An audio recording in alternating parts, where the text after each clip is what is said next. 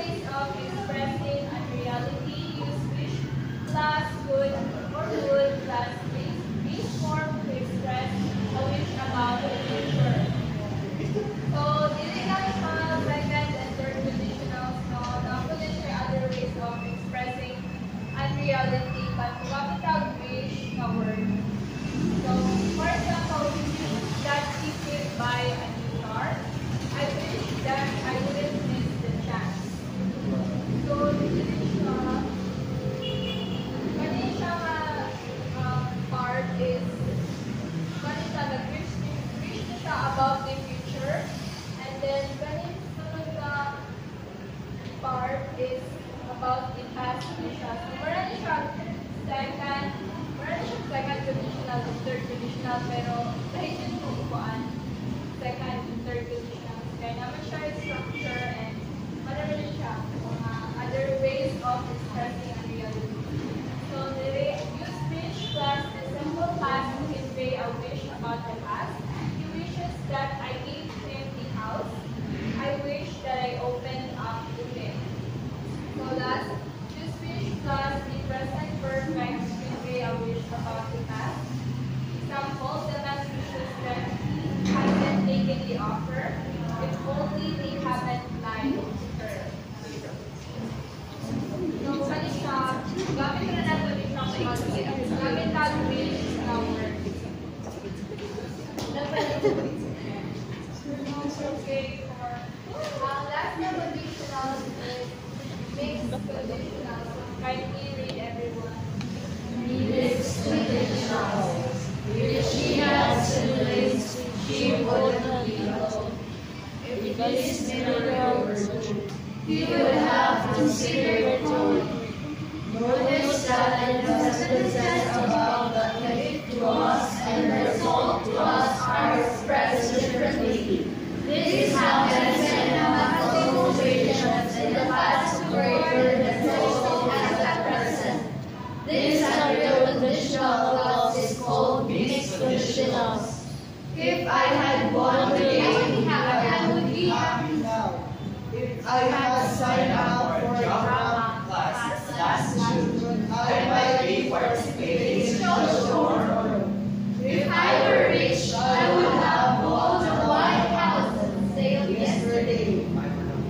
So, when it comes to mixed conditionals, ano siya i-mix sa ito ang condition, pwede siya present, pero pag-abot sa atong result, pwede siya ma-past. So, dili pa rin sa second conditionals na mag-produce siya sa future na lang, and sa atong third conditional, mag-produce siya sa past na lang sa isa ka sentence. But dili ang condition is nasa sa future, pwede po ang past, na ang siya sa, pwede po ang result na siya sa past. So, kung mix na dahil sila, na-possible na ma-apektuhan ang past, ma-apektuhan po ang future na conditions.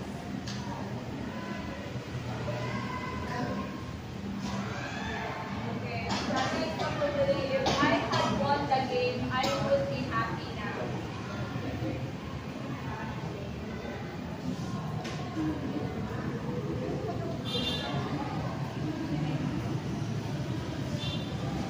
So, sa kanitong naman ba yan ulit sa kanina example, if I had won the game, I would be happy now. Saan siya dili?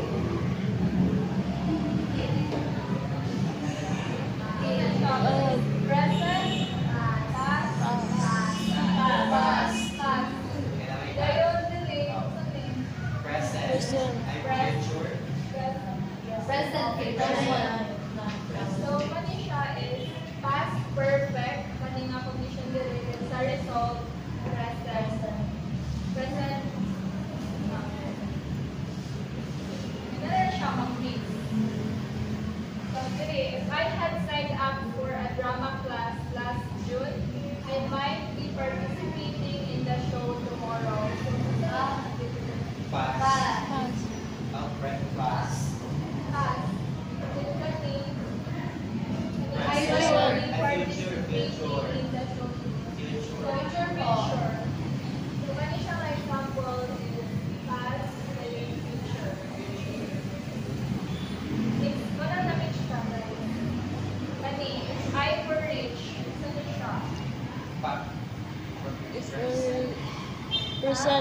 Basta If I were in Sunday, nagbasa.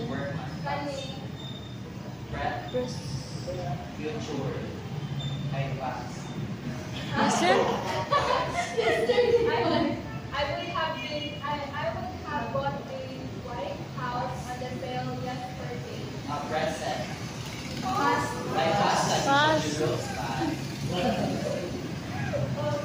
Pass siya. I actually gonna siya press. Pass. Kinama siya yung word.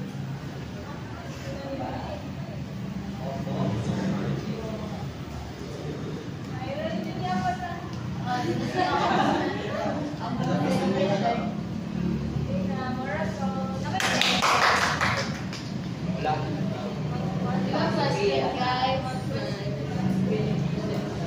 Ipo.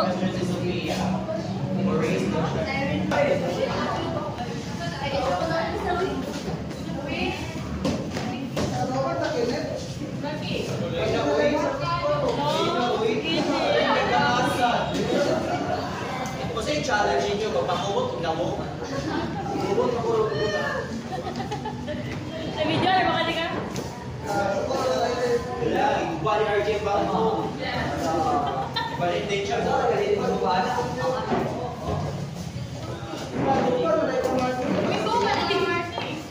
Wala na, uy, ito bang ko.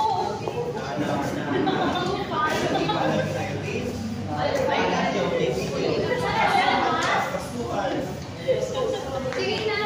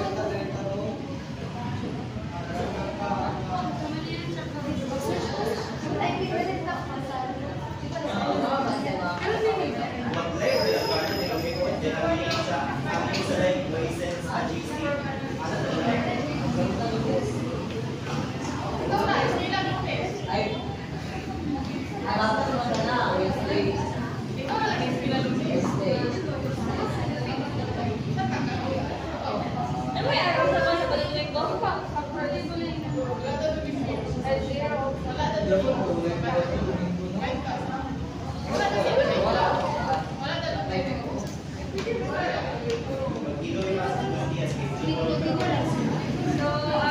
The problem, guys, is if morning yung iba, like third conditional. Morning yung iba, parehas sa akong gibuhat ganina. Mga scenarios tradition din, yun yung mono. Second and third conditional. So please don't use your phone. Ayan yun. Depende na lang yung phone. Follow your rules. Mga discover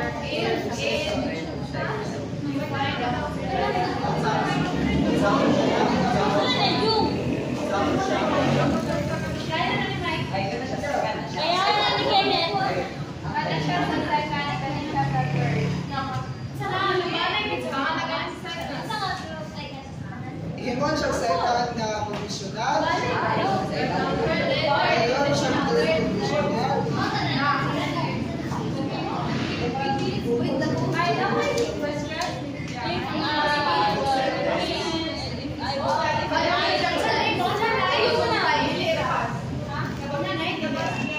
Pagkakait daw, pagkakait daw.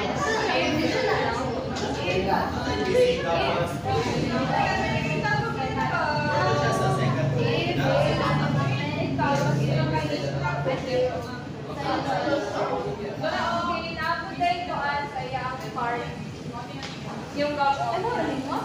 Ay, mo. Tungay isa. Ayan na lang.